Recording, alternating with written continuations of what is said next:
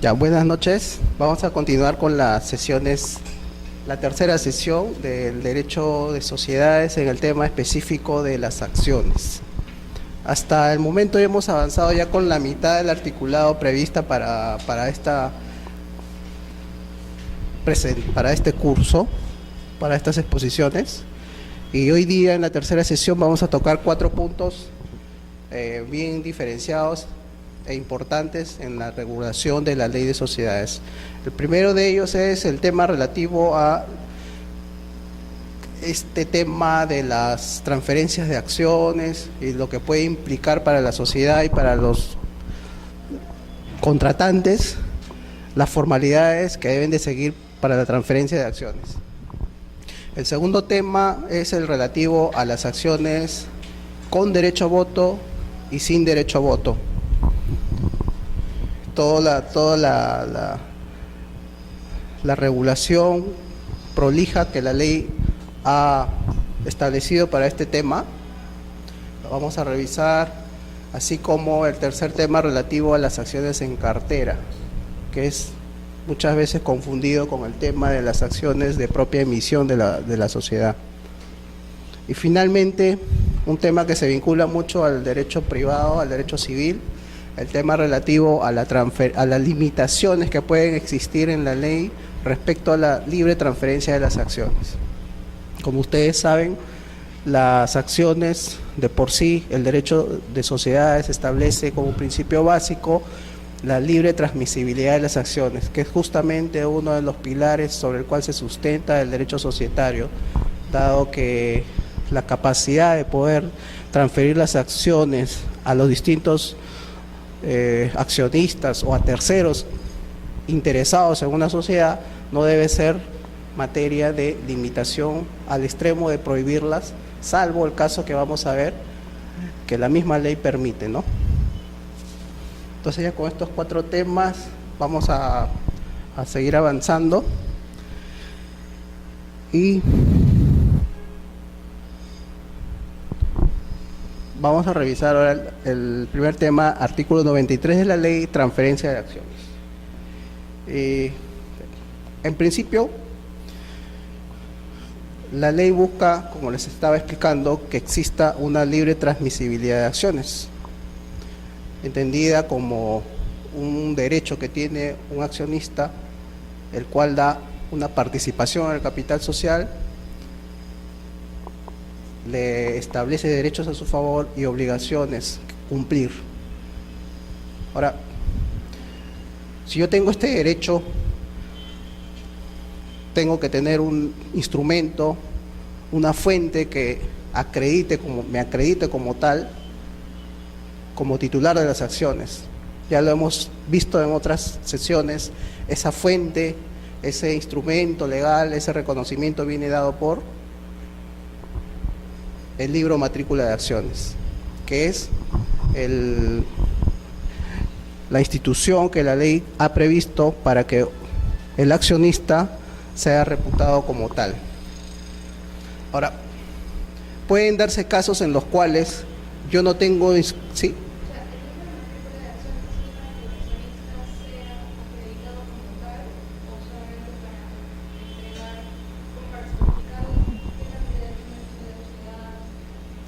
Ese es el libro de matrícula de acciones, es como un registro público en el cual uno va a enterarse, entre otras cosas, del número de acciones, del estado civil del accionista, de las medidas de embargo que ha podido tener esas acciones, muchos datos, pero principalmente, como su mismo nombre lo indica, es un libro registro que en su contenido fundamentalmente determina el propietario de las acciones. Por ejemplo, en los inmuebles nosotros no tenemos la posibilidad hoy en el Perú de tener un registro que nos indique quién es el propietario de un determinado inmueble, porque la transferencia de los inmuebles se realiza de vendedor a comprador y se perfecciona con el solo acuerdo de voluntades. Entonces, yo puedo decir que soy propietario de este departamento y no estar inscrito en los registros públicos como tal. Aún así, yo puedo ser el propietario. No hay un registro propiamente porque el registro no es constitutivo de mi derecho se constituye con el simple acuerdo.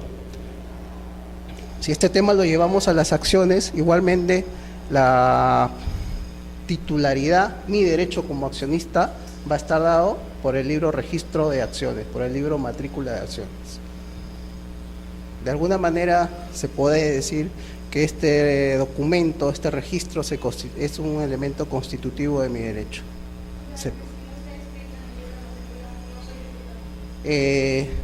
Para efectos de la sociedad y terceros no se es propietario, pero ojo, se puede ser propietario con el acuerdo de voluntades y esta no va a ser oponible a terceros ni a la sociedad.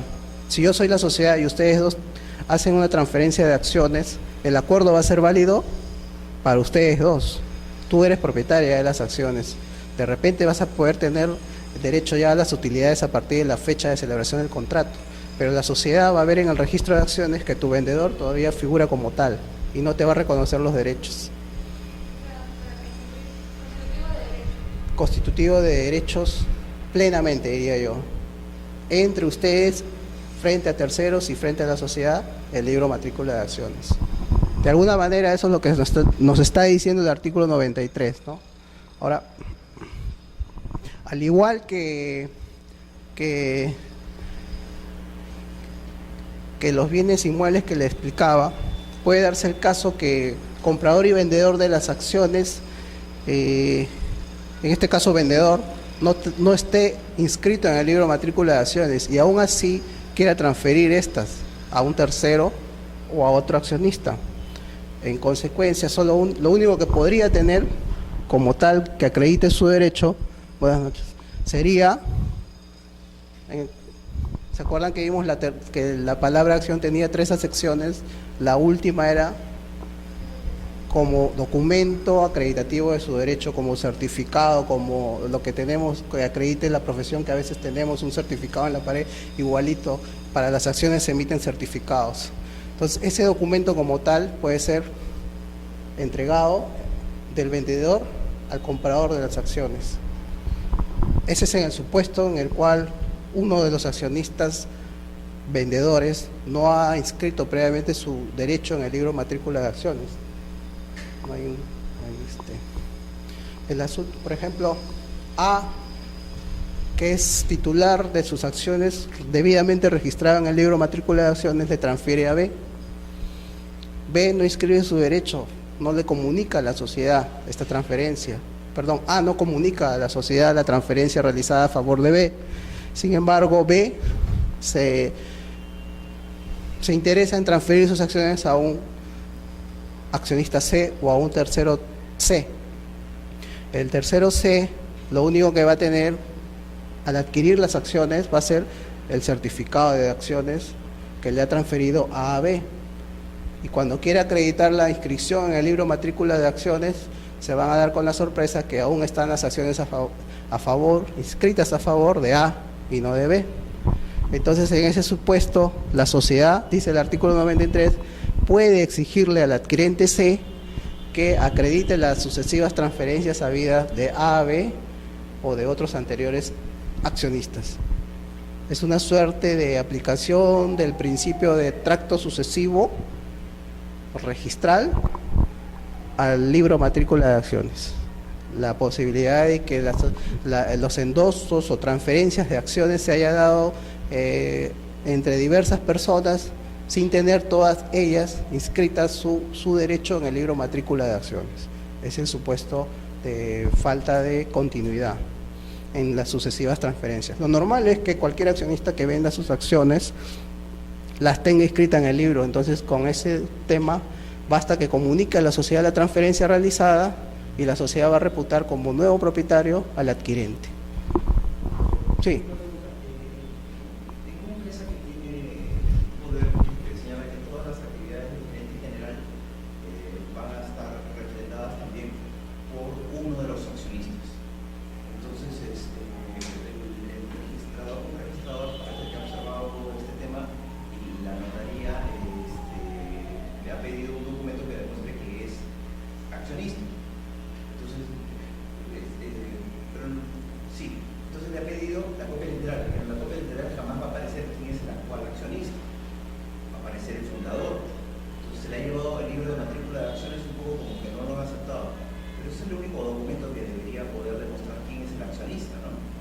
Claro, como exactamente, ahí hay dos temas. Primero que la ficha o la partida, la copia literal de una sociedad o de una empresa individual, es una, en el caso de las SA, es una fotografía que da a conocer los socios al momento de la constitución, nada más.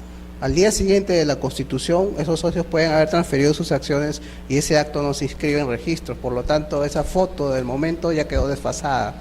Pero en cambio, como les estaba diciendo a los presentes en el principio de la sesión, el libro Matrícula de Acciones cumple la función de ser un instrumento jurídico que acredita plenamente la titularidad sobre las acciones, plenamente. Ahora, ¿qué pasa en el supuesto que les explicaba de transferencias de accionistas que no tenían previamente inscrito su derecho en el libro Matrícula de Acciones? Se puede hacer, sí. Ahora, ese documento, el certificado de acciones que se transfiere de un X a un Y, lo hace propietario de las acciones a quien se lo transfiere, pero no plenamente, porque cuando el Y quiera ir a hacer su transferencia, un acto, ejercer un derecho como accionista frente a la sociedad le va a decir, quien te transfirió no está, quien te transfirió no lo tengo yo como titular de las acciones. Ahora, ese acuerdo entre Y y es vinculante para ellos dos nada más. Uno ya vendió sus acciones y el otro pagó el precio, pero frente a la sociedad no, frente a terceros tampoco.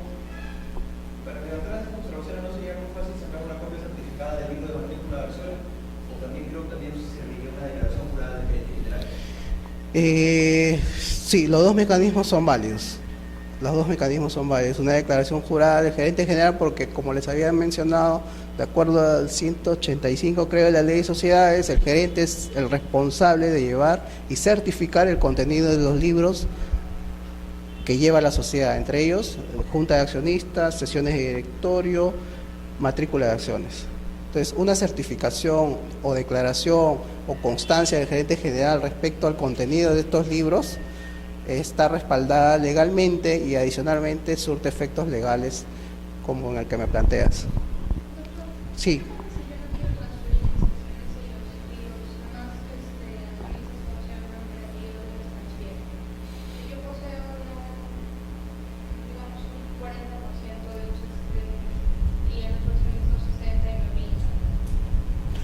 Ya.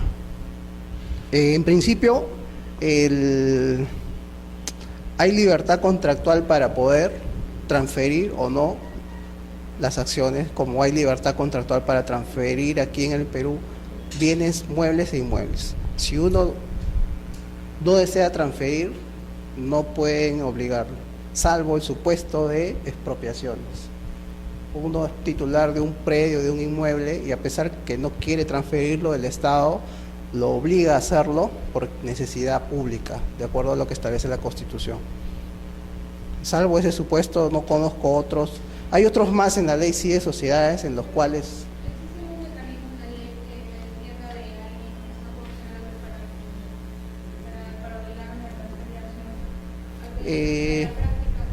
Bueno, yo pienso que en la práctica serían actos que contravienen el estatuto, el pacto social, y si está plasmado en un acta, sea de Junta General de Accionistas o de sesión de directorio, se puede impugnar, ¿no?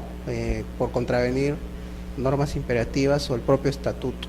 Por lo tanto, el acuerdo puede ser en su momento declarado nulo y como tal, la compraventa por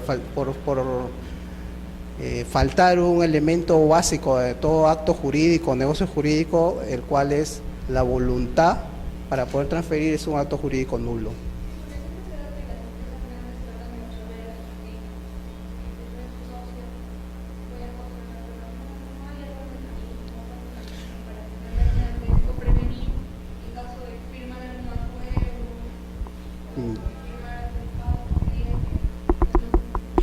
Justamente el cuarto tema que vamos a ver es algo vinculado a ello.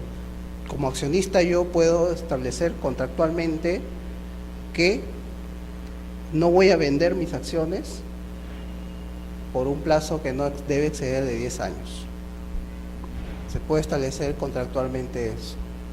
y al término de los cuales prorrogarse por el mismo plazo. Es un mecanismo, digamos, de defensa para este supuesto en el cual, como tú dices, quieren coaccionar a accionistas minoritarios para que transfieran, ¿no?, sus acciones a otro grupo empresarial o a otro grupo de accionistas que quieren tener mayoría, ¿no?, para poder controlar con mayor libertad la sociedad.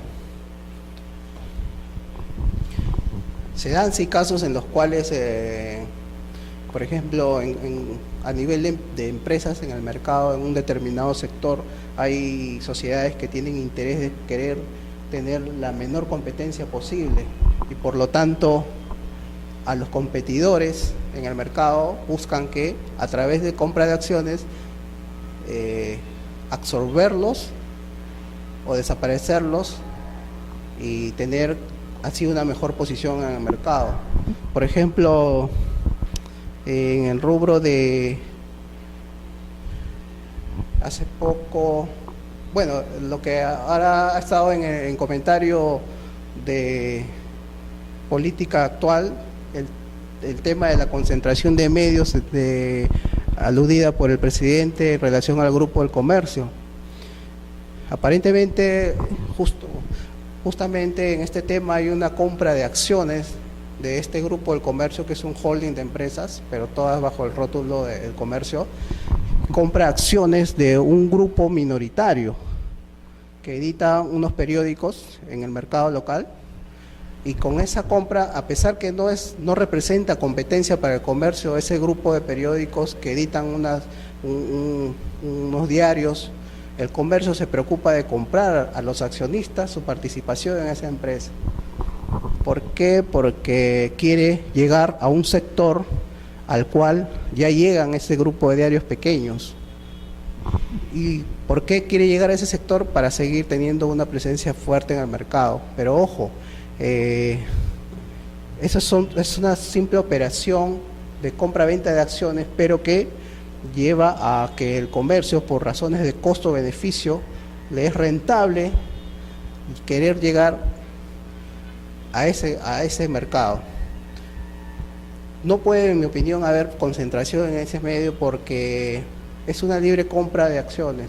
Los diarios de este grupo de Pensa, me parece, si desean no le venden las acciones al comercio, pero si les valoriza el comercio sus acciones a un valor que a ellos les parece atractivo, pues lo venden. Si no, no lo venden. No hay en ese caso una coacción para que les compren sus acciones, ¿no?, a estos accionistas de parte del comercio. Y un dato fundamental en este caso es que quien determina realmente cómo informarse es el consumidor. Y hasta donde yo tenía entendido, los diarios que editaban materialmente estaban preocupados por el avance de las comunicaciones a través de Internet. Entonces, en algunos países tenía entendido que muchas veces los diarios se dejaban de editar porque ya toda esa información la gente prefería recibirla a través del Internet.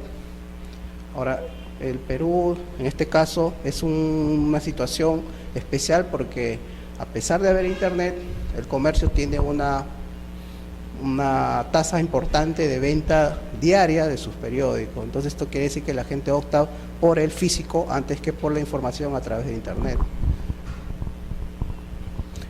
Entonces, cuando dices una anotación en el libro de nomenclatura de acciones, el título no es obviamente acta, porque acta se lee en el libro de acta, pero he visto que algunos ponen asiento.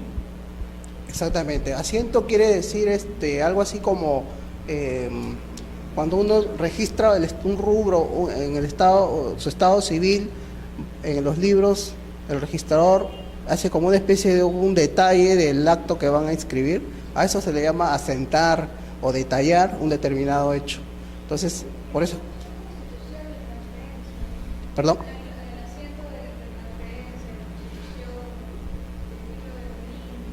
Ya, eso es un asiento prácticamente, es propiamente un acto que para registros públicos es un acto administrativo de un funcionario público que hace un detalle, un resumen de un determinado hecho con relevancia jurídica.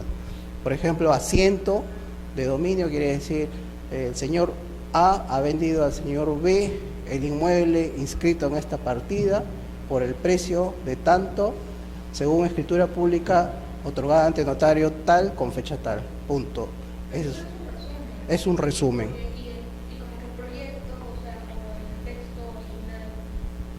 Bueno, en el caso de registros públicos llega a registros el acto de transferencia, la compraventa elevada a escritura pública, formalizada por escritura pública y con el detalle de todas las cláusulas que vendedor y comprador han querido establecer. Ahora, lo que se lleva al resumen, al asiento, es justamente eso, un extracto de lo principal de ese contrato. Igual en el libro Matrícula de Acciones asientan en su libro, es un libro común y corriente, pero que está legalizado conforme a ley, ¿no? Y lo lleva el gerente bajo su responsabilidad, pero en ese libro también asientan el contrato de transferencia de acciones del accionista A al favor del accionista B, detallando cuándo se produjo, qué tipo de acuerdo es, compraventa, donación, permuta, la fecha del acuerdo, el precio que se pagaron por las acciones, si están o no están pagadas completamente, y todos los datos que hacen un resumen de ese acuerdo de voluntades, de ese contrato. Solamente lo debe firmar el gerente general, no es obligatorio que lo firmen todos los accionistas. El gerente general, quien lleva el libro, y él firma, bueno, en realidad, claro, normalmente esos asientos van firmados por el gerente general y un funcionario, un contador de la empresa, pero el certificado sí, el documento que acredita que en el libro matrícula hay unas acciones a nombre de tal persona, ese sí lo firma el gerente general, una suerte de refrendo de ese documento, ¿no? Entonces eso es lo que, para seguir avanzando con este tema es importante, ya tenemos el acuerdo de voluntades, ¿no? Un accionista transfiere a otro sus acciones, el supuesto en el cual yo tengo registrado mi derecho en el libro matrícula, el supuesto en el cual los accionistas que se han ido transfiriendo, uno de ellos no tiene registrados sus derechos, ¿cómo lo acredito? A través de la entrega del certificado. Ese contrato es válido entre las partes, pero ojo, no va a ser válido frente a la sociedad y terceros mientras no se comunica a la sociedad de esa transferencia.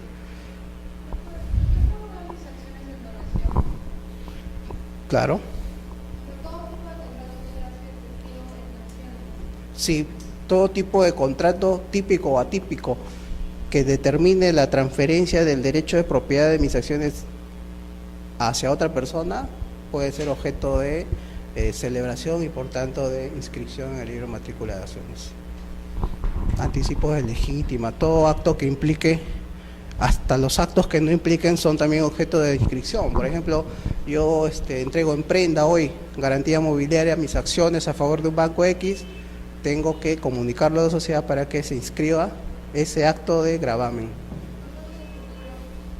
Contratos a futuro, la medida que se pueden inscribir, pero no como transferencias propiamente, porque ¿qué vamos a anotar ahí? Que yo voy a obtener acciones en un aumento de capital que se va a producir, y las acciones que voy a obtener de ese aumento de capital, si es que las suscribo y las pago, van a ser objeto de transferencia. Se podría anotar, pero yo creo que no sería más que un aviso de lo que va a pasar en el futuro, pero no como una transferencia propiamente, porque por A o por B razones yo no puedo suscribir las acciones que se van a producir, o simplemente el aumento de capital no se produjo. Entonces, se podría anotar, pero como una suerte de carga, no como una transferencia propiamente, ¿no? Ahora, entonces queda claro que la comunicación a la sociedad es importante, porque si no, ese acuerdo de transferencia de acciones queda interpartes y la sociedad no tiene cómo saber que hoy día se ha celebrado una transacción entre sus accionistas, ¿no? Eso es todo lo que regula el artículo 93, la importancia de tener registrado su derecho en el libro matrícula de acciones. La próxima clase podría tener un modelo de certificado de acciones para poder honrar un modelo de certificado. Ya, a ver, voy a Sí, les voy a conseguir ese material. Tengo todavía material para entregarles porque hasta ahora les he entregado 3 lecturas o 2, 3, ¿no? Algo de jurisprudencia registral hay poca porque el tema es que, como les expliqué al inicio, todo este tema relativo a las acciones no llega a registros porque no se inscribe en registros. Si estuviéramos aquí en una, digamos, en una exposición sobre vehículos, inmuebles o derechos mineros, hay bastante casuística porque eso sí llega a registros. Ya. Bueno, ahí hay bueno, exactamente, el aumento de capital como la modificación del estatuto se inscribe en registros, pero las acciones que se emiten en un aumento de capital o en una reducción de capital quedan en el acta, pero eso no se publicita. Entonces, ¿por qué no se publicita? Porque nosotros no calificamos ese acto. Se inscribe, sí, el acuerdo, la Junta hoy día celebra una junta para aumentar el capital y emitir 500 acciones. Obviamente esas 500 acciones van a ser suscritas y pagadas por los accionistas y se van a convertir en titulares de esas acciones. Pero nosotros en el asiento registral lo ponemos, los accionistas A, B, C, D han adquirido tal y tal y tal y tales acciones. Simplemente ponemos que la sociedad aumentó su capital a 1 millón y se emitieron 500 acciones nuevas y punto, nada más. Entonces, por esa misma razón, pero uno dice, uy, esas 500 acciones que se emitieron, ¿a favor de quiénes se habrán emitido? Y quiero saber quiénes son esos nuevos accionistas. La única manera de saberlo es yendo al libro matrícula, porque la sociedad a través de su ficha registral o partida registral no se publicita ese acto. ¿El libro matrícula?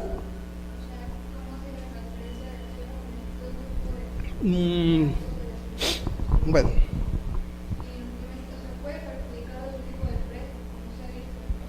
Claro, ahí al ser un registro privado, se supone que la gente titular de ese derecho que está ahí resguardado en el libro matrícula de acciones tiene derecho a que su privacidad solamente sea abierta, expuesta en los supuestos que la ley prevé. O sea, cuando alguien tiene legítimo interés para saber cuántas acciones yo tengo como propietario de una sociedad X.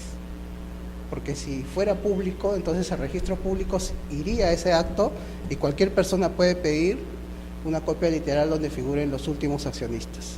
Debería hacerlo, yo también siempre me hago esa pregunta, sobre todo ahora en los casos de tantas empresas que se utilizan para cometer actos ilícitos, lavado de dinero, ¿no? Debería hacerlo, pero hasta ahorita no hay una política del Estado para poder abrir esa información que está en los libros matrícula de acciones hacia cualquier tercero. Por ejemplo, llegan muchos pedidos de los fiscales penales que investigan delitos a registros públicos, solicitando información respecto de los accionistas de una determinada sociedad que está siendo procesada por algún delito. Y la respuesta siempre es la misma. Le decimos que no se inscribe en registros públicos la titularidad de las acciones, por lo tanto no podemos atender el pedido, que tiene que dirigirlo a la sociedad a través del gerente general para que le informe. ¿Perdón? Claro, ellos no difícilmente den esa información y se protegen entre ellos, ¿no? Hacer la transferencia antes de contestar. Exactamente. Entonces es, como les digo, una política de Estado que hasta ahora no pasa por una reforma legal de la ley de sociedades y por lo tanto tenemos un escenario como el que nos establece el artículo 92 y el 93 de la ley de sociedades.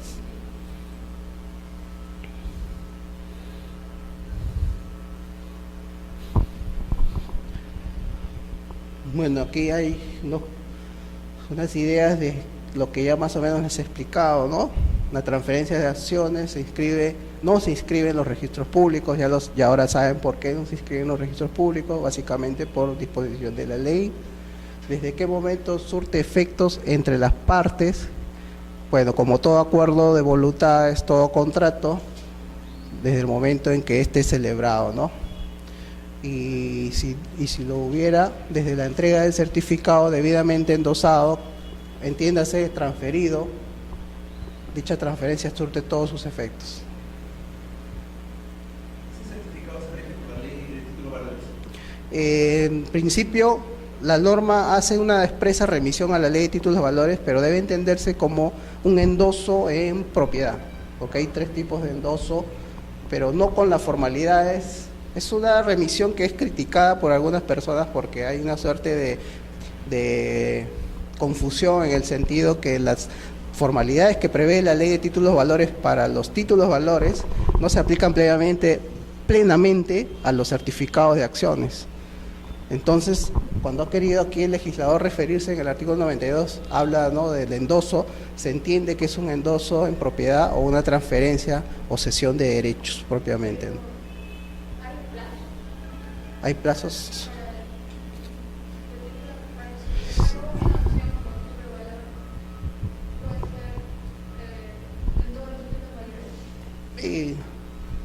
Aquí la referencia a la ley de títulos de valores es por el tema de la documentación o el certificado de acciones como acreditativo de mi derecho, que yo lo puedo, pienso yo que la referencia más clara debe haber sido al Código Civil. Al tratarse de un bien mueble, yo transfiero mi derecho con la entrega de mi certificado, que la ley se ha referido a la ley de títulos de valores como la entrega o endoso de mi certificado. Pero en sí es esa la idea.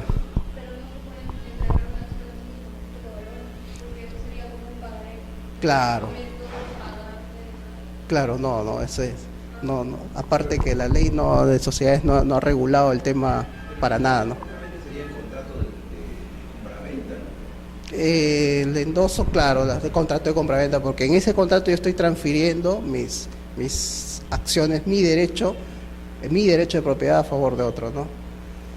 Ahora, ¿desde qué momento esto es importante? Porque los acuerdos quedan siempre interpartes, pero si no lo publicitamos en un registro público o, en este caso, no comunicamos a la sociedad que he transferido mis acciones, ese acuerdo la sociedad lo puede desconocer.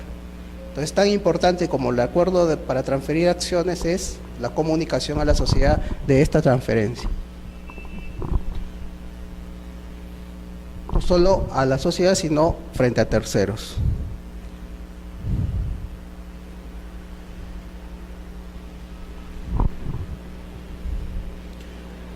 Justamente esta anotación, este registro en el libro matrícula de acciones legitima al adquirente frente a la sociedad para el ejercicio de los derechos de socio.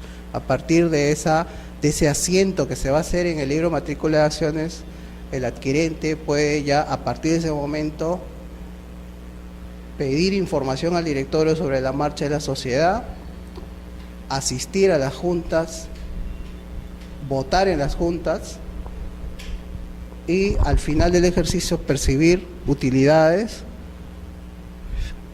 a partir de la fecha en la que él se hizo accionista. Es decir, a partir de la fecha en que quedó asentada su transferencia en el libro matrícula de acciones. Hay hecho una referencia a las normas de impuesto a la renta. Esta transferencia está afecta a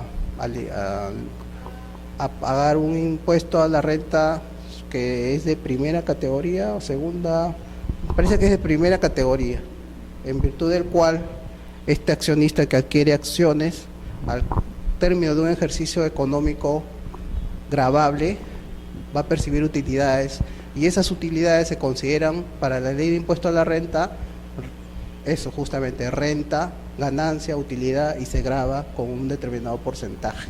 Entonces, todas las personas que quieran obtener acciones, la SUNAT va a tener conocimiento de esta adquisición porque se va a gravar al cabo de un año de un ejercicio económico las utilidades que haya percibido ese adquirente de las acciones.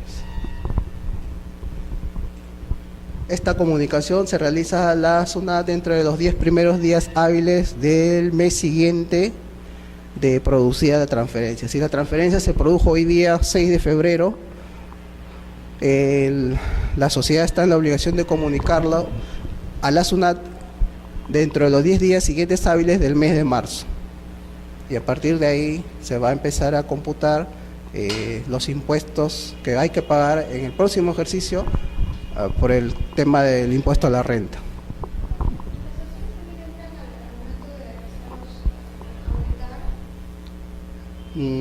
Audit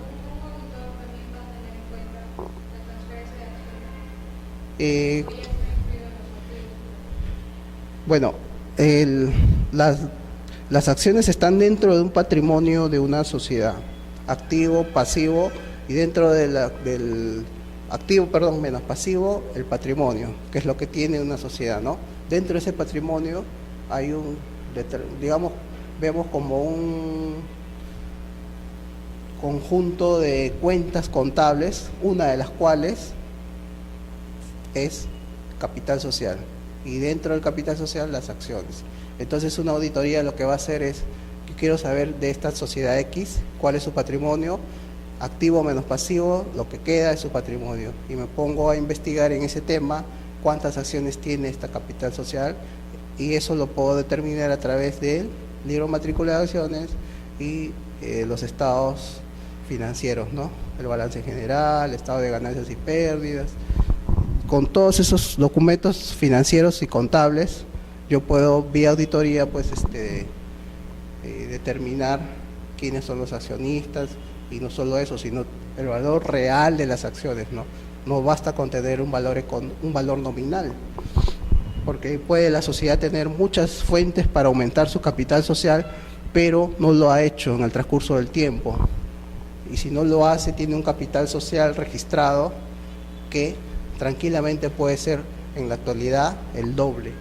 Simplemente la Junta no se reunió, no capitalizaron utilidades, no capitalizaron nuevos aportes que quiso realizar un socio determinado, y su capital se queda con esa fotografía de meses, años anteriores.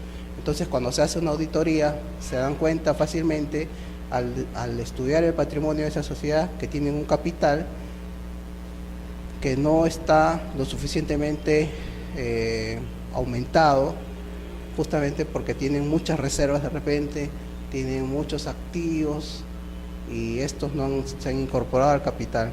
Entonces tenemos un valor nominal como de un sol, pudiendo tener esa sociedad un valor nominal por sus acciones como de 1.000 soles.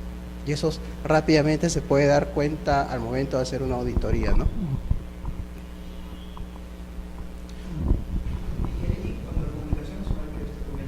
Sí. Me parece que se le comunica quiénes son los nuevos accionistas, pero me parece que no se le comunica a qué precio se hizo la transferencia. Realmente yo tenía entendido que hay procedimientos internos de SUNAT en los cuales hay que llenar unos formularios, y en estos se pone un precio que para ellos, inclusive, si no es un precio real, ellos fijan un precio estándar, porque justamente para buscar de esa manera eludir el pago de impuestos. Entonces, si yo sé que mi transferencia de acciones es como de $10.000, pero declaramos que se realizó a $1.000, voy a pagar menos impuestos, por lo tanto yo voy a ser titular de acciones, y la SUNAT considera que al precio de mercado esa transferencia no puede ser como de 1.000. Ellos dicen que para todo efecto esa transferencia es de $6.000 u $8.000. Entonces, hasta donde tengo entendido, hay que llenar un formulario, y en este se establece el valor de la transferencia de las acciones. Ahora, con este dato, la SUNAT no solo aplica, también hay impuesto general a las ventas, me parece. Pero lo que sí es impuesto a la renta, para ellos es importante saber, para la administración tributaria, quién es el nuevo titular de las acciones, porque este es potencialmente un sujeto pasivo en la determinación del impuesto a la renta, producto de las utilidades o ganancias que pueda generar esas acciones a través de un ejercicio económico en un plazo determinado, ¿no? Ahora, siendo el accionista propietario de la acción desde que la suscribe y paga el monto que corresponda, vale decir al menos el 25% del valor nominal, pueden enajenar válidamente en cualquier momento, y aún antes de la inscripción de la sociedad. Claro.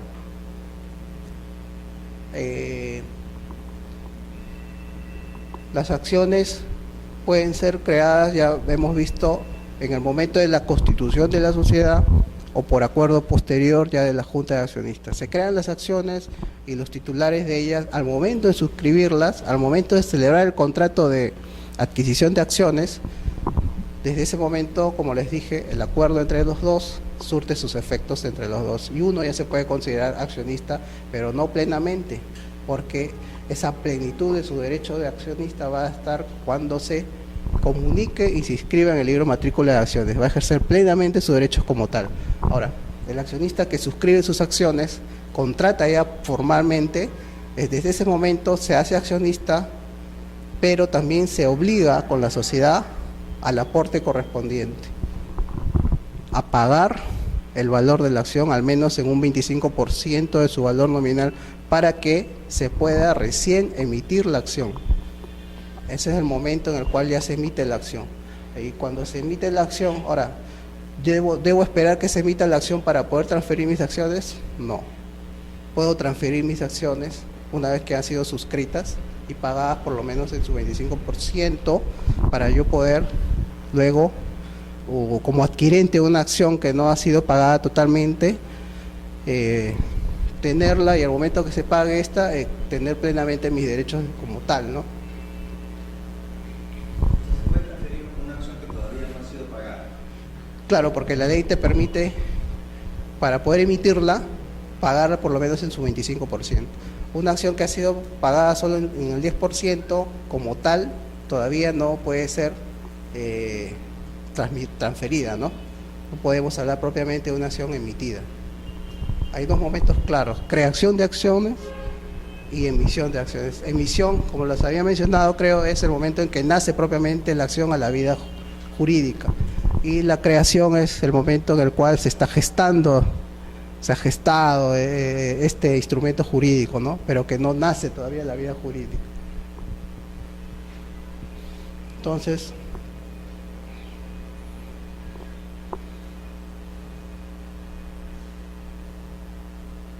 el artículo 87 de la ley señala que es nula la enajenación de acciones antes de la inscripción registral de la sociedad o del aumento de capital correspondiente, pero esta norma debe entenderse aplicable a los certificados definitivos. Claro, yo, como les dije, puedo tener una acción suscrita y pagada en un 25% y tener unos certificados provisionales. ¿Por qué? Porque estos certificados provisionales son eso justamente, y en el momento que esa constitución se inscriba o ese aumento de capital se inscriba en registros públicos, mi certificado provisional pasa a ser un certificado definitivo. Pero con un certificado provisional yo puedo negociar las acciones todavía, ¿no? Entonces esta nulidad, la que habla el artículo 87, se está refiriendo a los certificados definitivos. Es obvio que mientras no se inscriba la sociedad y por lo tanto las acciones, o mientras no se inscribe el aumento de capital que genera nuevas acciones en registros públicos, no puedo estar yo transfiriendo vía certificados definitivos porque no se han dado que el acto previo de la inscripción no se ha producido.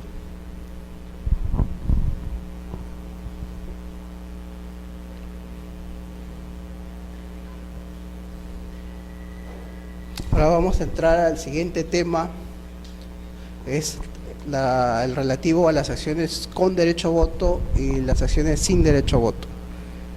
En un inicio yo les explicaba que por diversas razones las sociedades pueden emitir acciones sin un derecho fundamental que ésta incluye. ¿Cuál es? El participar y votar en la Junta de Accionistas. Básicamente la casuística es muy amplia y a manera de ejemplo les puedo citar dos situaciones por las cuales las sociedades pueden emitir acciones sin derecho a voto.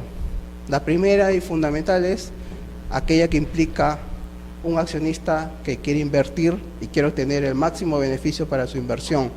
Entonces no me interesa mucho participar en la vida societaria, invierto y al final del ejercicio económico lo que yo quiero ver es que mi inversión sea retornada y adicionalmente tener un plus, una utilidad.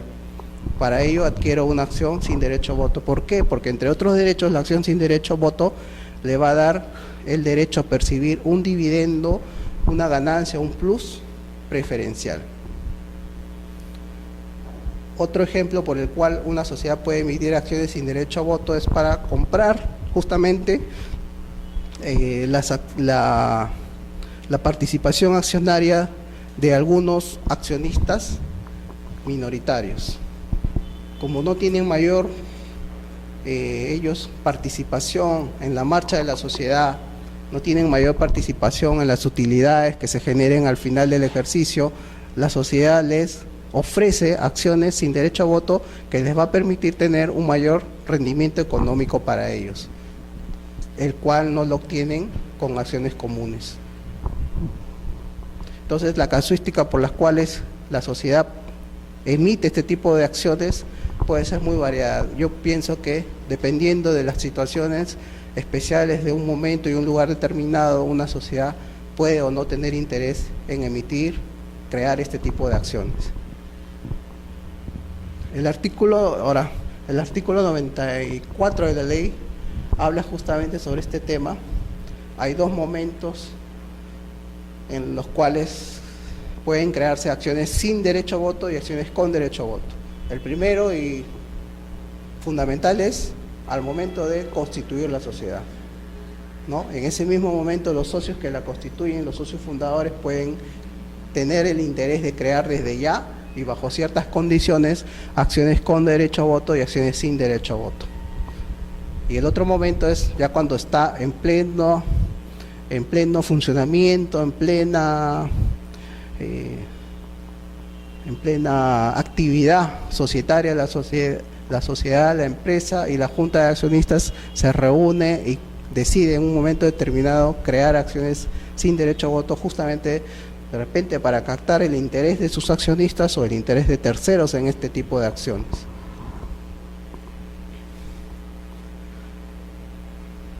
Ahora, como el derecho a voto es inherente a la acción que la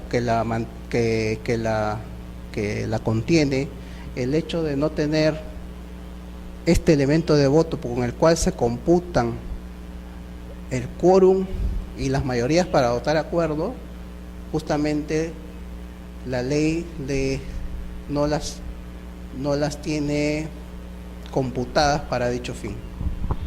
Si yo no tengo derecho a voto, entonces mi presencia en una junta no va a servir para establecer el número de accionistas necesarios para entenderla válidamente constituida, ni mi acción va a servir para entender que el acuerdo se ha tomado en cuenta con la mayoría requerida por la ley. Es decir, son una suerte de fantasmas en una sociedad. Y expresamente el artículo 94 establece eso, ¿no? Las acciones sin derecho a voto no se computan para determinar el quórum de las juntas generales. Si aquí en esta reunión tenemos dos personas que son titulares de acciones sin derecho a voto, vamos a hacer como que si ellos no hubieran venido. Se van a tener que computar solamente las acciones comunes, las acciones con derecho a voto.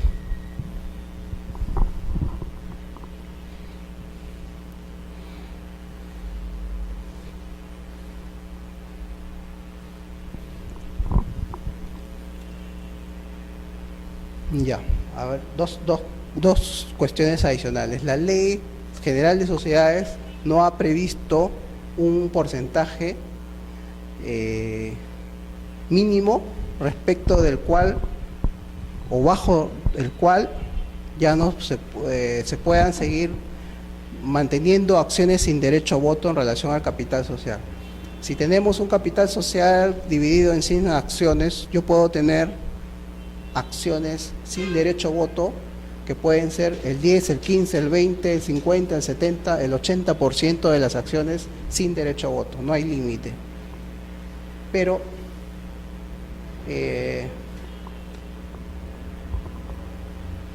lo que sí es obvio, no puede haber un capital social en el que todas las acciones emitidas sean sin derecho a voto. No tendría forma esa sociedad de realizar sus juntas, ¿no? De adoptar acuerdos, no podría expresarse de otra manera porque la junta de accionistas en la cual asisten accionistas titulares de acciones con derecho a voto es justamente el mecanismo por el cual la sociedad se expresa La voluntad societaria se expresa a través de la junta. Y si en una junta vamos a tener accionistas que sean todos accionistas sin derecho a voto, ¿cómo se puede expresar esa sociedad?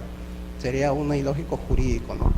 Lo que sí la ley no ha previsto es que, o mejor dicho, ha previsto que no haya límites para la emisión siempre y cuando pues no abarque la totalidad de las acciones, ¿no?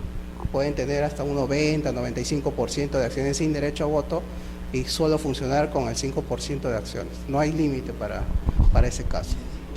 ¿Podría ser de una sola persona? Sí, también, claro, esa es una pregunta que siempre se han hecho, ¿no? Si una sola persona puede tener la titularidad de todas las acciones, obviamente esa titularidad puede serla en la medida que se restituya la pluralidad de socios, ¿no? Que mínimo deben ser dos. Pero dos con derecho a voto. Podría ser uno con derecho a voto y otro sin derecho a voto. Sí, podría ser eso, uno con derecho a voto y otro sin derecho a voto, porque la ley lo que quiere es que al menos hayan dos socios, ¿no? Y salvo el caso, pues, distinto de la CIRL, en el cual una sola persona puede ser titular de la empresa, ¿no? Pero en una sociedad podemos tener mínimo dos socios. Y si hay un solo socio, por algunas circunstancias, esta situación no puede ir más allá de 6 meses, porque de persistir esta situación de un solo socio, más allá de los 6 meses, entramos en una etapa de disolución de pleno derecho. Entonces, el siguiente paso a la disolución es la liquidación y extinción. Entonces, es una etapa transitoria. Si se restituye la pluralidad antes de que se cumpla el plazo de 6 meses, la sociedad puede seguir funcionando normalmente.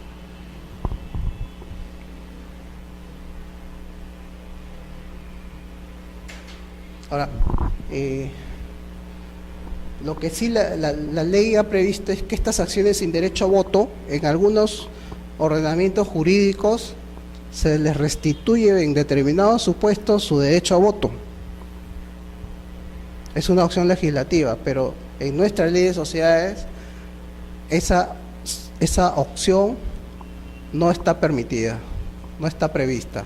Las acciones sin derecho a voto van a ser acciones sin derecho a voto hasta que se conviertan en otro tipo de acciones. Siempre van a tener esa condición de ser acciones sin derecho a voto. No cabe en nuestra legislación o no ha previsto la posibilidad que este derecho al voto se restituya en determinados supuestos legales o estatutarios. Ahora, lo que sí tienen ellos es una posibilidad, los titulares de las acciones sin derecho a voto, en determinados supuestos, adquirir acciones con derecho a voto, lo cual de alguna manera al titular de estas acciones se le restituye, entre comillas, su derecho a votar, pero no por el tema de sus acciones sin derecho a voto, sino por las que pueda adquirir él a través de un mecanismo legal, vía aumento de capital, por ejemplo, las que pueda adquirir él como acciones comunes. Esas acciones sin derecho a voto tienen el tema del preferente, ¿no? Soy preferente. Sí, tienen el derecho de adquisición preferente para la suscripción de este tipo de acciones cuando se cree, como también para la adquisición de las acciones comunes. Para ambos tipos de acciones, la ley ha previsto que tienen un derecho de suscripción preferente, ¿no?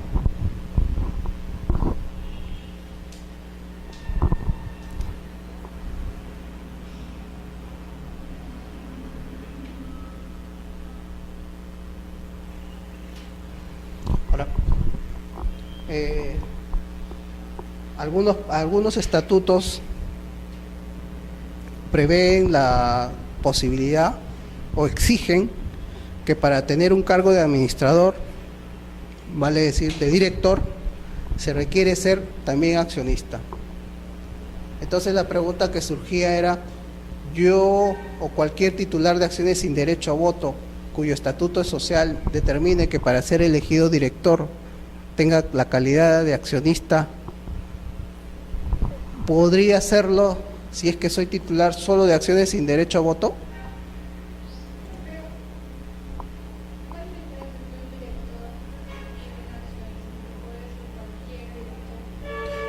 En principio, cualquier persona puede ser director.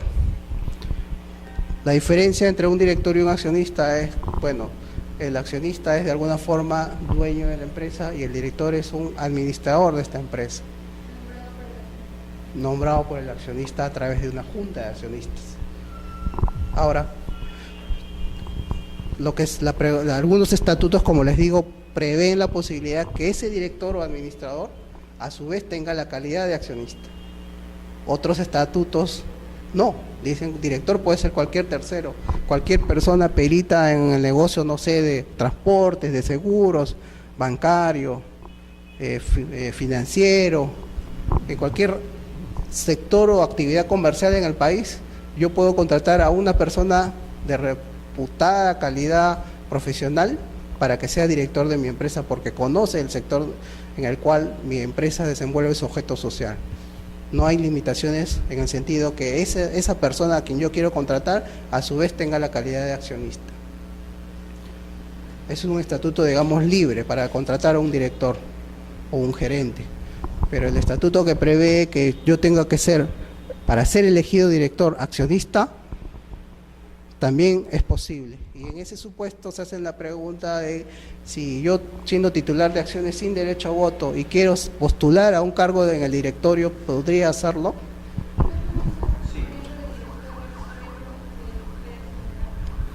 Un miembro del directorio, pueden ser la misma persona, podrían serlo, como abstractamente como cargos, no son lo mismo porque, digamos, la Junta es el órgano máximo de la sociedad, la que delibera y toma los acuerdos. El directorio viene por debajo jerárquicamente y es administrador de la sociedad.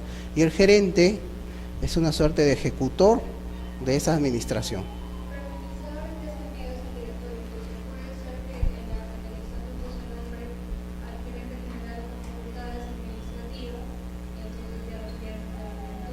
Ya, claro, el directorio de manera general es un administrador en el sentido que lleva a cabo el rumbo y las acciones necesarias para que el objeto social se desarrolle de forma normal. Entonces, para hacerlo, como todo administrador, tiene que tomar las decisiones más eficientes. Y dentro de ellas, contar con alguien que ejecute las acciones que yo como administrador, como señalador del rumbo societario, voy a tomar. Y para ello, entre otras cosas, me valgo no solo de mis empleados en la empresa de repente, sino también de alguien que ejecute lo que yo estoy tratando de dirigir para mi sociedad, que es el gerente general. Por ejemplo, si el directorio adopta la decisión de comprar un inmueble porque consideran que es beneficioso para seguir ejerciendo la actividad empresarial de la sociedad, esa propuesta del directorio, la Junta puede aprobarla y en consecuencia le dice: muy bien, si tú has considerado que esta es una decisión administrativa que requiere ser implementada, que se ejecute, y quien la va a ejecutar es el gerente general. El gerente general va a preocuparse de buscar el inmueble, de ver el mejor precio y ejecutar la compra del inmueble. El directorio simplemente consideró que era necesario tener un inmueble más de repente para ampliar la línea de producción. Ese acuerdo es una forma de administrar la sociedad porque está haciendo que la producción de la sociedad sea más beneficiosa, arroje mejores utilidades y por lo tanto se ha visto necesario la compra de ese inmueble. Eso es una suerte de administrar. En ese sentido el directorio administra. Ahora, hay sociedades que no tienen directorio. Por ejemplo, las SRL, las sociedades colectivas, que son muy poquitas, ¿no? O la misma EIRL. Ellos, por ejemplo, en una EIRL, la Junta viene a ser el titular de la empresa, el dueño de la empresa. Él es el que cumple las funciones de junta de accionistas. ¿Y de qué se valen ellos? Un solo órgano hace las veces de administrador y ejecutor. En este caso, el gerente de la empresa o el gerente de una SRL o el gerente de una sociedad anónima cerrada, porque las sociedades anónimas cerradas pueden prescindir del directorio y solo funcionar con junta de accionistas y gerente general. Él un poco asume las facultades de administrador y ejecutor.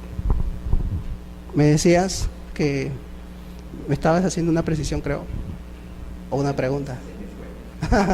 Ya, está ahí.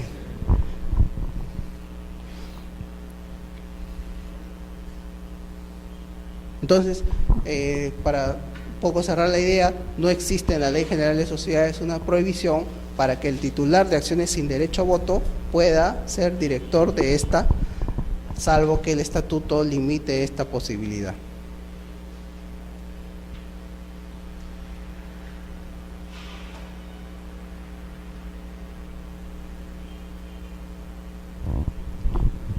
Ahora vamos a ver un artículo, uno de los pocos artículos que son fundamentales en la Ley General de Sociedades, el artículo 95.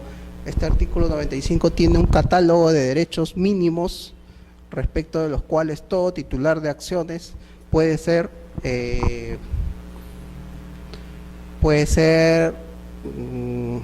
pasible de su goce. ¿Por qué es importante? Porque tiene dentro de ellos el derecho fundamental de todo accionista, ¿cuál es? El poder decidir en junta, el expresar la voluntad de la sociedad a través de su voto.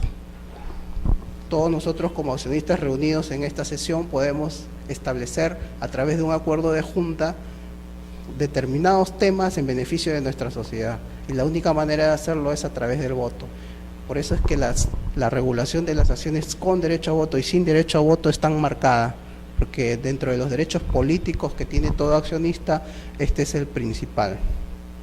A su vez, el artículo 95, como les decía, es el catálogo mínimo de derechos que todo accionista tiene. La sociedad puede establecer mayores derechos, pero no menos derechos que los que establece el artículo 95. Aparte de este, también consagra el derecho a obtener el otro derecho de tipo económico importante que consagra este artículo es el derecho a las utilidades. Como les decía, la inversión que hace cualquier persona adquiriendo unas acciones, suscribiendo y pagando las acciones, es al término del ejercicio poder recuperar su inversión y tener derechos a las utilidades. Ahora, en el devenir de la sociedad puede suceder pues que ésta llegue a una situación de disolución y liquidación. Entonces, al momento de liquidar la sociedad, el haber neto, o digamos lo que queda de la sociedad, ser repartido entre los accionistas. ¿Y por qué? Porque de alguna manera con esta operación me están devolviendo lo que yo aporté menos los pasivos que tenía la sociedad. Entonces, pagadas todas las deudas, queda un remanente que debe ser distribuido entre los socios fundadores. Y derecho yo a este remanente como accionista lo tengo en virtud del artículo 95. Participar en las utilidades y en el patrimonio neto resultante de la liquidación. Intervenir y votar en las juntas generales o especiales. Las juntas especiales ya la habíamos visto en la sesión anterior, también son unas juntas que se celebran dependiendo de las clases de acciones que la sociedad haya creado. Ahora, este tema, el punto 4, ser preferido, tiene dos implicancias, dos alcances. Si yo soy accionista y ustedes, cualquiera de ustedes quiere vender sus acciones, yo tengo el derecho, como todos ustedes, a que si uno de nosotros quiere vender sus acciones, todos los demás tengamos preferencia frente a cualquier tercero para adquirirlas. Y a su vez, eso se llama derecho de adquisición preferente. Y a su vez también hay un derecho de suscripción preferente. Si la sociedad piensa aumentar su capital y crear y emitir nuevas acciones, nosotros como accionistas tenemos el derecho preferente a suscribirlas antes que un tercero. Y finalmente, dentro de este catálogo mínimo, si yo tengo una inversión y espero un rendimiento en estas acciones que yo he suscrito, lo lógico es que también me preocupe por ver cómo funcionan estos órganos de administración y de ejecución que les había explicado.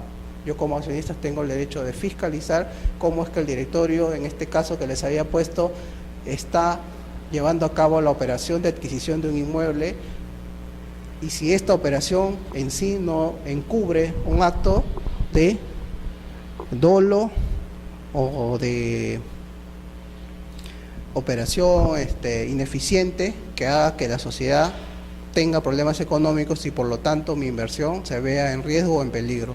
Por lo tanto, la ley siempre me da como accionista el derecho a salud, a fiscalizar en la forma establecida en la ley la gestión de los negocios sociales. Vale decir, fiscalizar cómo el directorio está llevando a cabo la administración de la sociedad.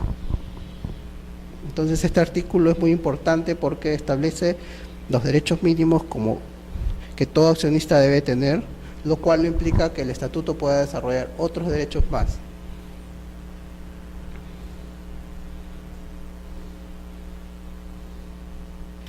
Eso es lo que les decía, el derecho de suscribir preferentemente acciones en caso de aumento de capital y en los demás casos de colocación de acciones. Y a su vez la acción de obligaciones u otros títulos convertibles o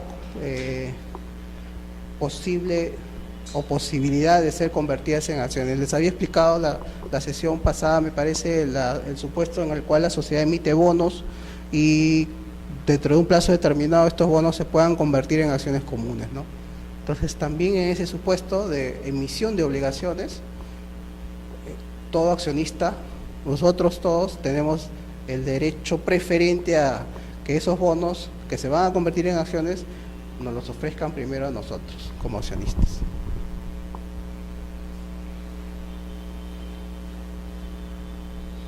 Y el otro derecho fundamental es separarse en los casos previstos en la ley y en el estatuto.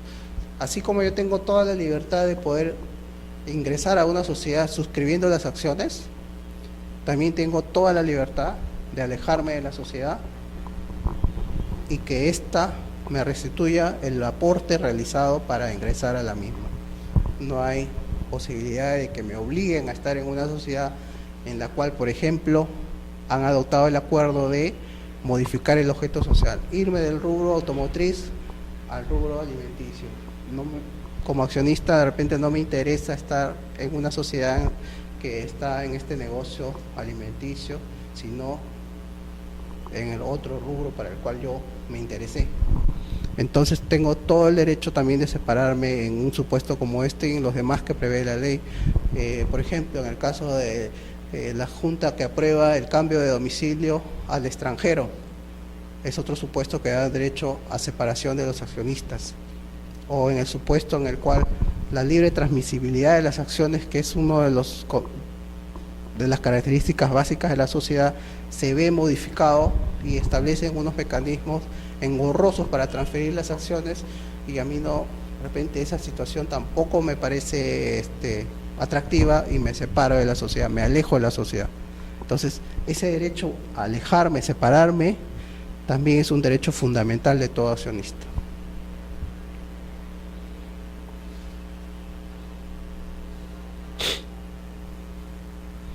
Como les dije, es una norma fundamental en el catálogo de derechos políticos y económicos que consagra la ley para todo accionista.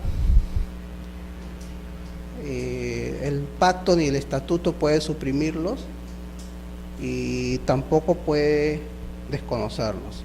El acuerdo de junta que establezca una modificación del estatuto lesivo a estos derechos del artículo 95 puede ser un acuerdo impugnable en virtud del artículo 39 de la Ley General de Sociedades y declararse en su debida oportunidad la nulidad del acuerdo tomado en ese sentido.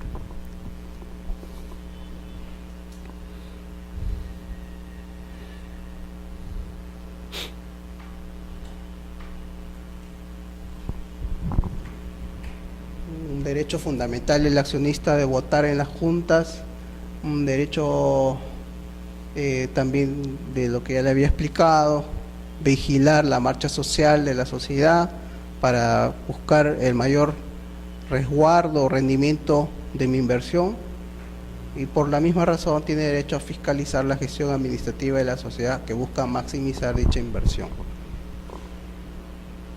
Ahora, estos derechos también de alguna manera se les reconoce a los accionistas titulares de acciones sin derecho a voto. Si vemos el catálogo de derechos mínimos, porque el artículo 96 dice, cuando menos, los siguientes derechos se reconocen a los accionistas sin derecho a voto, cuando menos, o sea, lo mínimo. Obviamente no está en ese catálogo el derecho a votar en las juntas de accionistas, pero sí están los derechos a ser informado, ojo, no fiscalizar. El artículo 95 decía a fiscalizar, ¿no?, la actividad de los órganos de administración de la sociedad. Acá dice simplemente ser informado.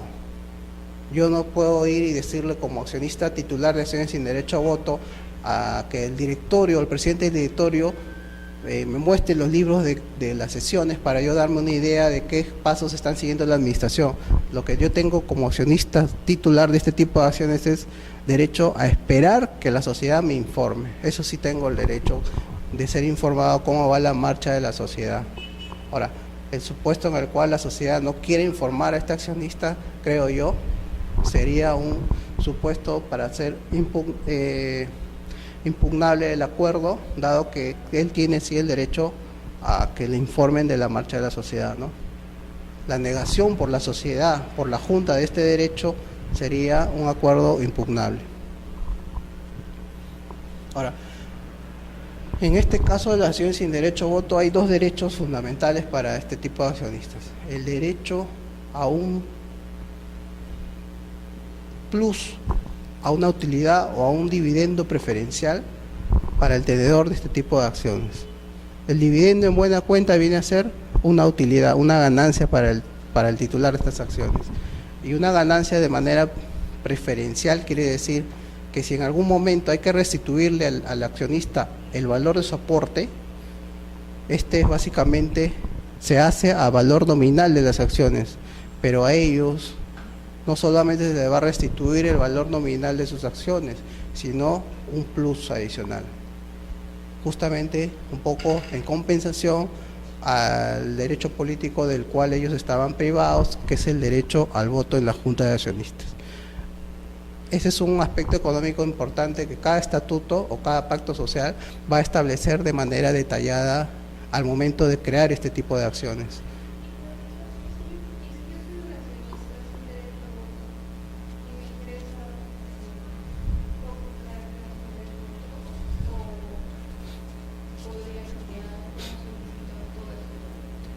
Me dices el supuesto en el cual eres accionista sin derecho a voto y... Ah, ya.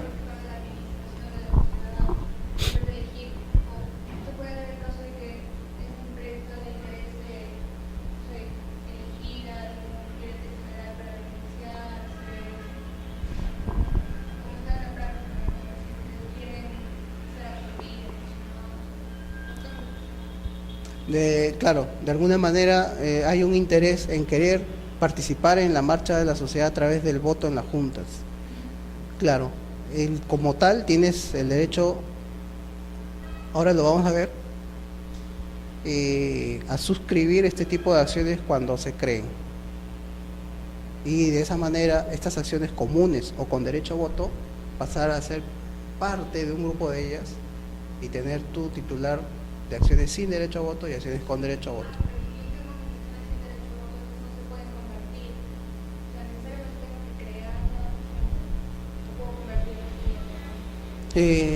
Bueno, la ley no ha previsto que esas acciones que nacen sin derecho a voto mueren como tal, sin derecho a voto. No hay un supuesto de conversión, no recobran el derecho a voto en ningún supuesto. Lo que sí puede es, como te digo, luego adquirir estas acciones y tener ya estas acciones comunes y tener ya derecho a voto. Ahora, impugnar, bueno, esos son derechos. Ahora, el otro derecho económico fundamental es, cuando les explicaba, la sociedad entra en un proceso de disolución y liquidación. Al momento de terminar ya el proceso de liquidación, queda lo que se denomina el haber neto social, el remanente. Entonces, del patrimonio de la sociedad queda un pequeño remanente y este es dividido entre los socios, lo que queda de la sociedad. Ahora, lo lógico es decir, tanto de remanente, tantas acciones, se divide el remanente entre el número de acciones y a cada uno le va a tocar de manera proporcional un valor. Pero en el caso de que haya acciones sin derecho a voto, esta operación se hace y adicionalmente al valor nominal de su acción se le va a reconocer, en este caso de liquidación, un plus, un valor adicional. Ahora, ¿qué pasa si el estatuto no menciona ninguno de estos aspectos para las acciones sin derecho a voto? ¿Los perderían los titulares de estas acciones? ¿Sus derechos como tal? No lo perderían. Supletoriamente se aplicaría en ese caso lo que establece la Ley General de Sociedades, a pesar que el estatuto no lo reconozca como tal. Per se, por el hecho de suscribir este tipo de acciones, ellos tienen este tipo de derechos, que en lo fundamental es un tipo de ventaja económica respecto de la acción comúnmente entendida en el concepto de las acciones comunes. Ahora, en el punto 5 del artículo 96 se establece que en el caso de aumento de capital, lo que me preguntaba la señorita, ellos pueden suscribir acciones con derecho a voto. También suscribir acciones sin derecho a voto.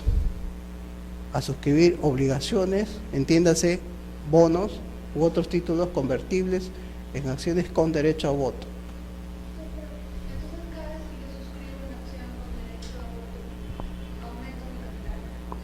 Cada vez que suscribo acciones con derecho a voto, aumento.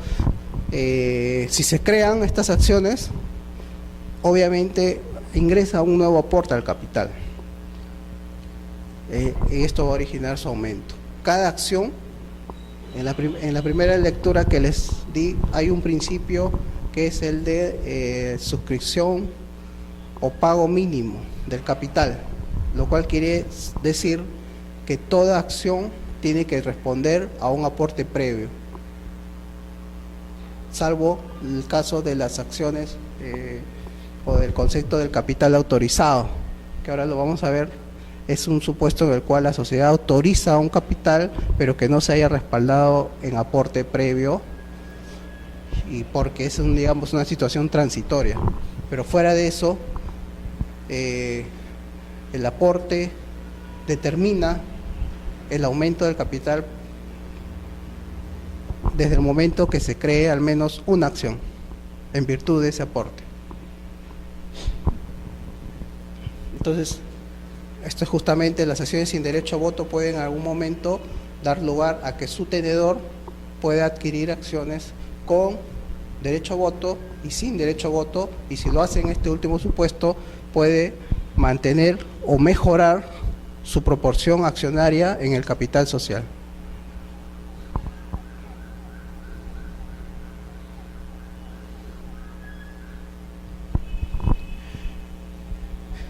Y bueno, es claro que este accionista es tan accionista como los titulares de las acciones comunes, y como tal, la diferencia solamente viene dada por el catálogo de derechos que puede establecer el estatuto o el pacto social en atención a lo dispuesto en el artículo 95 y 96 de la ley, ¿no?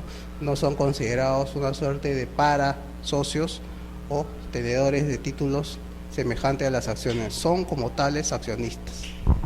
Ahora, el supuesto que el pacto o el estatuto no hayan establecido mecanismo para que a estos accionistas se les reconozca este derecho económico que ellos tienen derecho, no va a hacer que no gocen de este derecho. Y en el caso que se dé, por decirles, un estatuto que no reconozca estos derechos y se presente un supuesto de liquidación de la sociedad, igualmente van a tener el derecho a ser reembolsados su aporte más un valor adicional, a pesar que el estatuto no lo haya mencionado.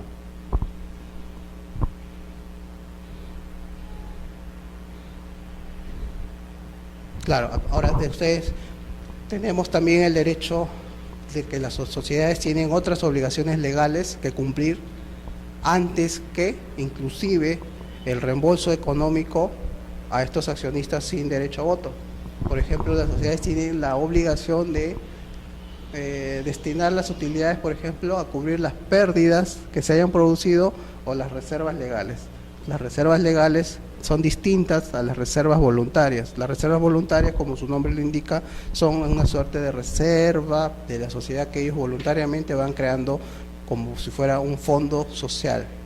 Pero algunas sociedades, mejor dicho, todas las sociedades tienen la obligación de mantener una reserva de ley.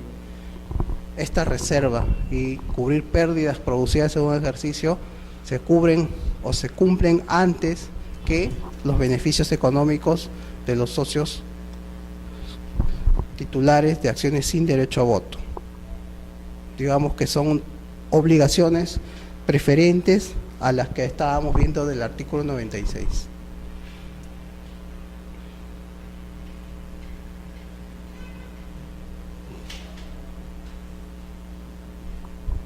Básicamente el reconocimiento a este dividendo preferencial, a esta utilidad preferencial, está en el artículo 97, ¿no? El derecho a percibir un dividendo preferencial que establezca el estatuto. Claro está que si el estatuto no ha previsto este dividendo preferencial, igual ellos tienen derecho a percibirlo.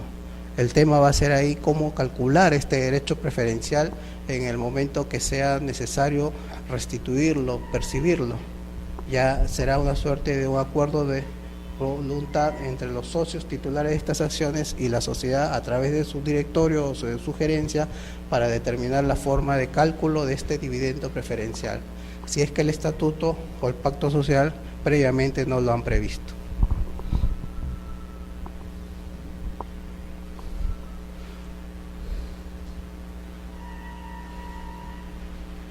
El tercer tema que quería ver con ustedes eran las acciones en cartera.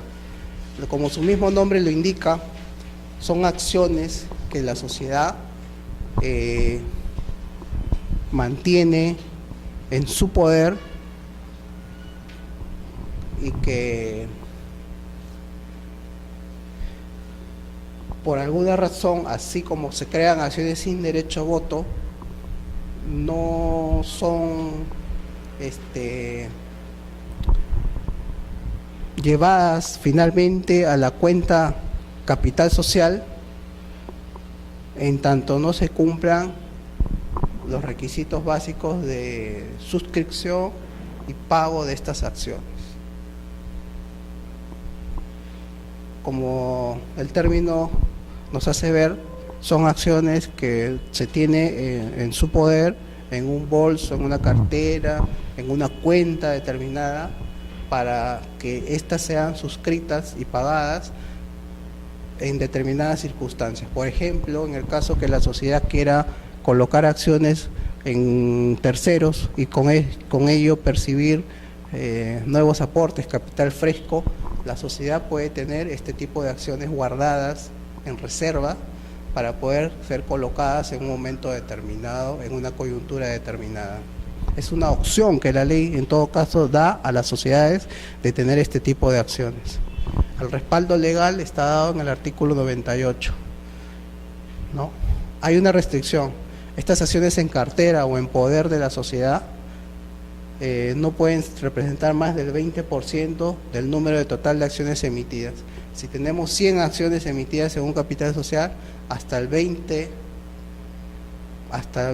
acciones pueden ser de este tipo, no más. En las acciones sin derecho a voto no había límite, como les explicaba. Podía tener no solo 20 acciones sin derecho a voto, sino 30, 40. Pero en este caso, acciones en cartera, que es distinto a las acciones sin derecho a voto y a las acciones de propia emisión de la sociedad, no pueden representar más del 20% del número total de acciones. Ahora, estas acciones en cartera son una suerte de, habíamos hablado de 3 tipos de capitales: el capital suscrito, el capital pagado y el capital autorizado. Ya sabemos en qué consiste un capital suscrito, un capital pagado y un capital autorizado. El capital autorizado es aquel que se crea pero que no tiene un respaldo del previo aporte. Es una suerte de un capital fantasma. En ese tipo de situaciones Dentro de esa lógica se ubican las acciones en cartera. Son acciones que se han creado, pero que no han respondido a un aporte ni a una suscripción previa. Por eso el artículo 97 establece que en tanto no se emitan estas acciones, no se pueden llevar a la cuenta capital social, que es, como les dije, esa suerte de cuentas que se engloban en el patrimonio de la sociedad. Una de ellas es capital social. Contablemente estas acciones no pueden ser ubicadas en esas cuentas del patrimonio, porque no están siendo, son una suerte de un híbrido, y en tanto que no se cumplan con determinadas formalidades, no se puede hablar de acciones propiamente. Las tiene ahí la sociedad para poder emitirlas en un momento determinado. Solo son emitidas por la sociedad cuando sean suscritas, o sea, hay alguien que firme un contrato de esta adquisición de acciones y pagadas en un 25%. En ese momento estas acciones salen a la luz, jurídicamente existen. Una pregunta, me parece que crearlas es como si no existieran, porque si todavía no han sido emitidas, significa que no hay certificado de acciones ni tampoco consta en el balance general. Entonces, ¿cuándo han sido creadas propiamente? ¿Con qué acto? ¿Con el pensamiento? Ya, ahora, otra regla general es: creación de acciones se da en dos momentos. Cuando nos reunimos y decidimos crear una sociedad, podemos crear acciones sin derecho a voto, acciones con derecho a voto y acciones en cartera. El otro momento es ya en pleno funcionamiento de la vida societaria. En junta nos reunimos y decimos: vamos a crear acciones en cartera. Vamos a tener este grupo de acciones en reserva para luego colocarlas cuando sea necesario o cuando nosotros consideremos conveniente. Hay dos momentos entonces, y estas acciones entran también dentro de esa lógica. Pueden crearse al momento de la constitución social o pueden crearse a través de un acuerdo posterior de junta de accionistas. Ok, la junta de accionistas se diría: vamos a crear las acciones, pero eso no van a aparecer en ningún sitio. Aparecen en la cuenta, hay una cuenta contable que se llama justamente así, acciones en cartera, y esas no están dentro de la cuenta capital social, que es propiamente la cuenta contable que incluye las acciones que han sido suscritas y emitidas, por lo menos en un valor equivalente a la cuarta parte de cada acción. Y ahora nos está ganando suscripción de acciones en cartera.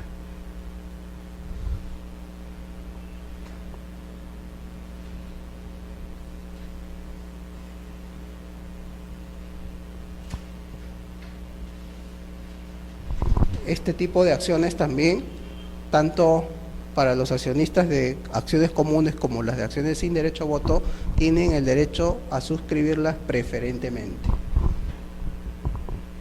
Suscripciones cuando alguien dice: yo las quiero. Cuando firmas el contrato en virtud del cual te haces como una compraventa de un inmueble, en el momento que yo firmo el contrato me hago propietario del inmueble, ¿verdad? Igual, la sociedad tiene un número de acciones y en un certificado yo firmo que la voy a adquirir, las estoy suscribiendo. Ya me hago titular de ese derecho a tener las acciones en mi patrimonio, y a su vez me obligo a cumplir con el aporte que respaldan esas acciones. En el caso, por ejemplo, al inicio sería la constitución. Claro, al momento de yo suscribir la minuta de constitución de una sociedad, estoy también suscribiendo las acciones que se van a crear en el número que yo considere que me quiero obligar, ¿no? Si quiero suscribir 1, 2, 15, 20, 100 acciones, en ese momento me hago titular de las acciones suscribiendo la minuta de constitución y luego la escritura pública que esa minuta origina. Entonces, desde el momento propiamente de la minuta, jurídicamente ya yo estoy obligándome con la sociedad, ¿no? Ahora, cuando ésta se inscribe, nace propiamente la sociedad como tal. Y a partir de ese momento ya podemos hablar propiamente de una persona jurídica, pero yo suscribiendo la minuta civilmente ya me estoy obligando a pagar el aporte correspondiente y a su vez adquiriendo las acciones.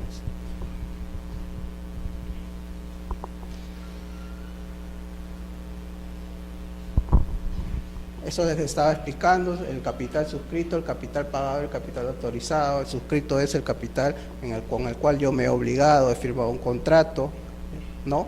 Y el capital pagado es aquel en el cual yo ya efectué el aporte, y el capital autorizado es aquel en el cual la Junta decide tener a futuro un capital que luego se va a integrar con los aportes de los accionistas, y por lo tanto, de ser un capital autorizado va a pasar a ser un capital pagado.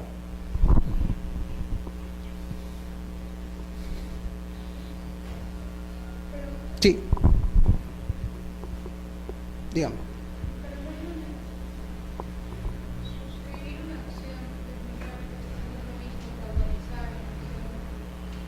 No, suscribir una acción quiere decir obligarme respecto yo de una acción.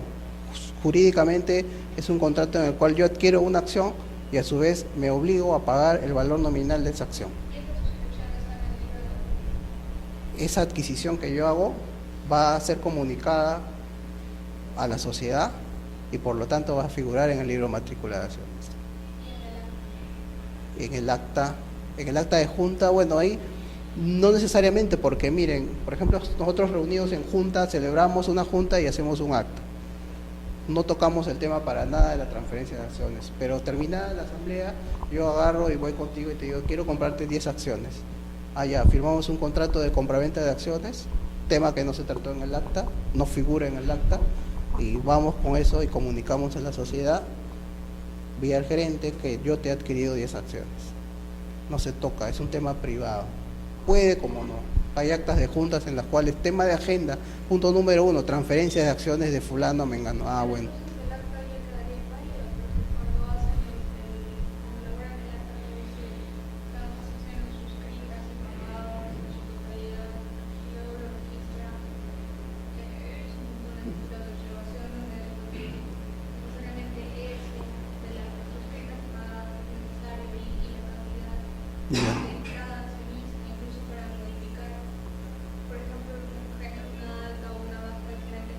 Ya, una remoción o un nombramiento de gerente se aprueba en junta, digamos, o en sesión de directorio. Ahora, si es en junta, se hace una relación detallada de quiénes son los accionistas que han participado en una junta con las acciones correspondientes. Cada titular de acciones, de 10 acciones, van 10 accionistas, tenemos 100 accionistas, 100 acciones, y con eso ya tenemos una junta universal.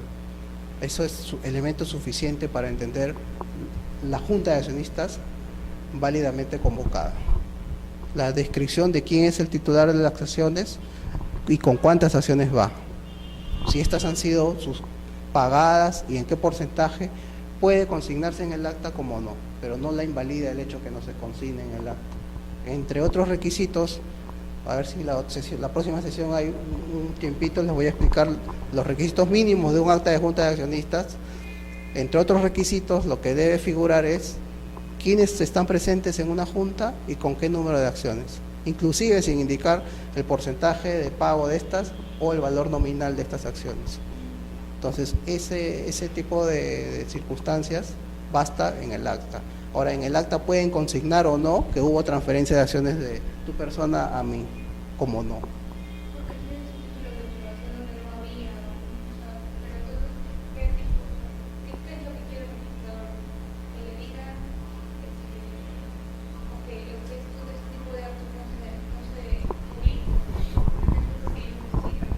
Uh-huh. Ya.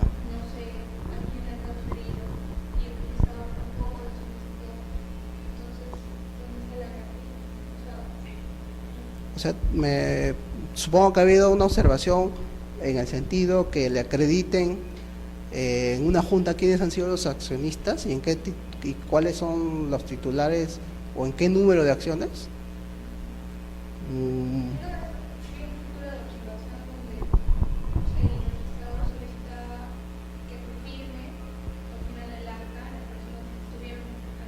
Ya. No había indicado cuántas acciones necesitaba suscritas o pagadas. Pero si me dice que puede transferir acciones después Ya. La información sería en el Ya. Mira, de acuerdo al 135 de la Ley de Sociedades, que establece un catálogo, como el que habíamos visto, un catálogo de qué debe contener un acta de junta, basta con que se señale entre, bueno, básicamente lugar, hora de reunión, accionistas presentes, sean estas personas naturales o personas jurídicas, número de acciones con las que concurren, quién actuó de presidente y secretario, qué acuerdos adoptaron y la firma al final del acta de estos accionistas presentes. Son los elementos básicos y suficientes para entender un acta válidamente redactada de junta de accionistas. Si el registrador observó, porque adicionalmente al final del acta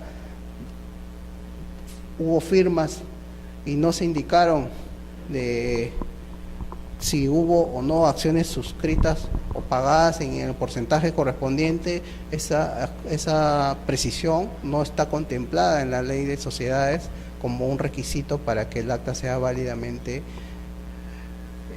emitida.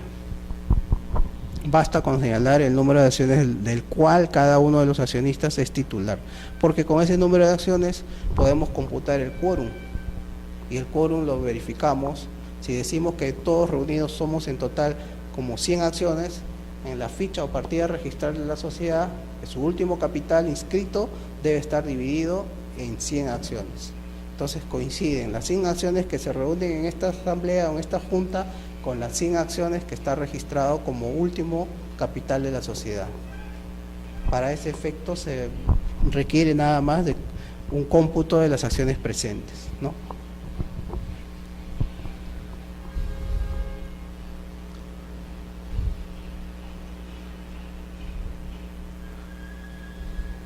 Ya nos ganó la hora, así que vamos a hacer solamente una breve referencia. El 101 de la ley establece, como principio básico, les había comentado al principio, que la ley tiende a que la transferencia de acciones sea libre en una sociedad, sea esta comercial, sea colectiva o sea sociedad anónima. Lo que sí prevé la ley es algunas limitaciones a estas transferencias, por ejemplo, comunicarlas al gerente, comunicarlas al administrador, comunicarlas al presidente del directorio, dar un plazo para que los otros accionistas que quieran adquirirla puedan hacerlo, pueden establecer en el estatuto social determinados formalismos o procedimientos que en principio no deben significar la prohibición absoluta de poder yo transferir o gravar mis acciones, en principio.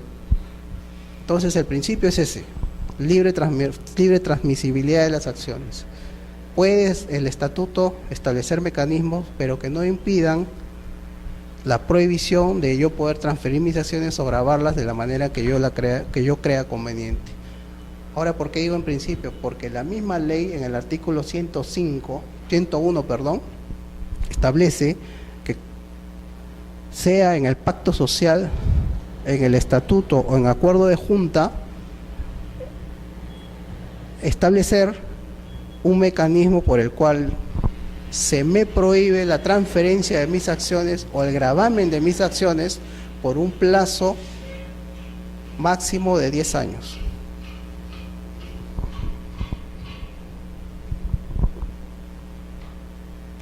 Por eso es que ese pilar respecto a la libre transferencia de acciones, a su vez tiene como una excepción importante en este artículo 101. Los dos primeros párrafos se refieren a este tema de la libre transmisibilidad. Cuando así lo establezca el pacto social o el estatuto, o lo convenga el titular de las acciones, es válida la prohibición, pero temporal, de poder yo limitarme y no transferir mis acciones o gravarlas por un plazo determinado, que de acuerdo a esta ley es de 10 años. Antes del cumplido este plazo de 10 años, yo puedo renovar esta prohibición o esta limitación a la transmisibilidad o libre gravamen que tengo yo de mis acciones. A diferencia del Código Civil, la ley sí permite esta autocensura, autolimitación que yo pueda tener. El Código Civil para los otros bienes distintas a las acciones no lo permite. Si yo contractualmente establezco que no puedo vender mi inmueble por un plazo determinado, mayor o menor a 10 años, esa cláusula es nula, civilmente hablando. Si yo establezco un contrato que yo como comprador de un automóvil no voy a poder transferirlo en 2 años siguientes a la adquisición del vehículo, esa cláusula es nula. Pero si yo como adquirente de acciones establezco con mi vendedor que yo no voy a poder transferir mis acciones en los próximos 10 años o grabarlas, esa cláusula sí es válida.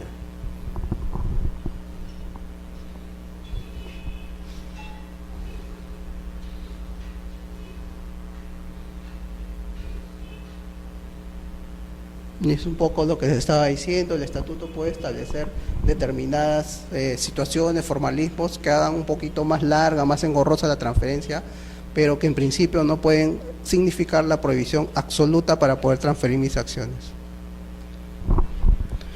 Ya para terminar, les quiero hacer referencia a un caso relativo a la vida real, el caso Facebook. No sé si ustedes, supongo que sí, no lo saben, que hubo bueno, hasta ahora se puede decir que hay problemas, no solo en esta compañía que creó Facebook, sino en las que ha creado el Twitter, y también en la de, me parece, Yahoo o Google.